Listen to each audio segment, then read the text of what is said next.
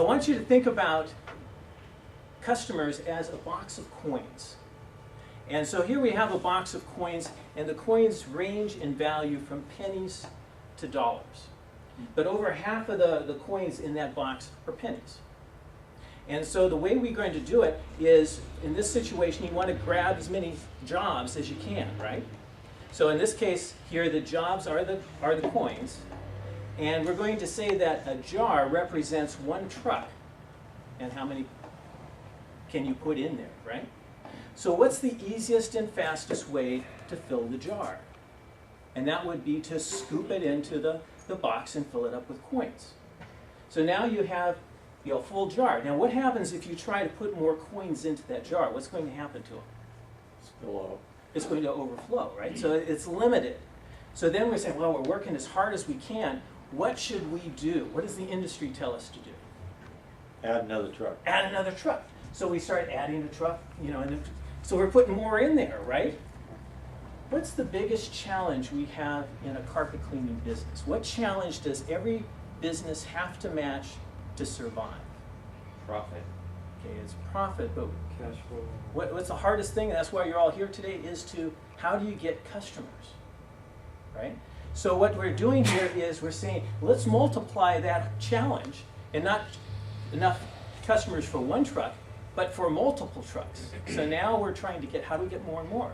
It sort of reminds me of that guy that you would see in a circus act, spinning those plates.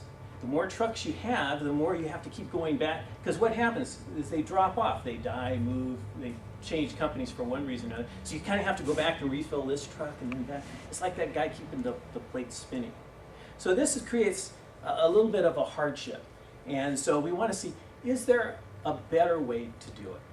But, all right, so let's look back at the box of coins and say, is there a better way to do this than what we had just looked at for scooping? That is the easiest, it is the fastest way, but can we do better than that? So what we want to recognize first of all is that the coins have different values. All right, so the way we want to look at it is say, let's say we scoop in and just through advertising or whatever, scoop up as much as we can to fill the jar, fill the van. We got to get that van busy one way or another. So we go ahead and we have the jar full, but what is filling up half of that jar? What's the value of that coin? Pennies. Pennies. All right, but the jar has pretty good value. It's kind of mixed of things.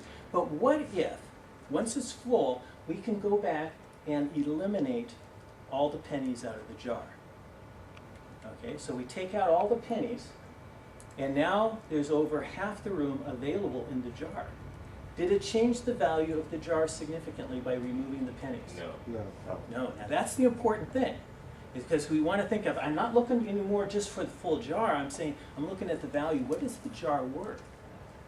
Now let's say we go back and we're going to fill up the jar, but now we're going to fill it with anything that is not a penny. So we go back in and we refill that jar with the silver looking coins, and what does that do to the value of the jar? Raises it. It doubles it. A lot. Now what if we then go back and say, well, now let's pull out all the nickels. And then we go and fill it up with anything that's not a penny or a nickel. And then we can proceed through the process of making the value of those coins keep going up. And then once it's filled with dollars, then you can start saying, are there antique dollars? I mean, there's no limit to how high we can take that, as long as we kind of like the soup, what was it called? The Soup Nazi. Soup Nazi is supply and demand. That was really the secret. If they're lined up out the door, you are in complete control. As soon as they're no longer lined up out the door to use you, now supply and demand, you're on the losing side of that. So the idea is that if you have that full van, we can now start making it better and better and better, and there is no limit to how high you can take that per van.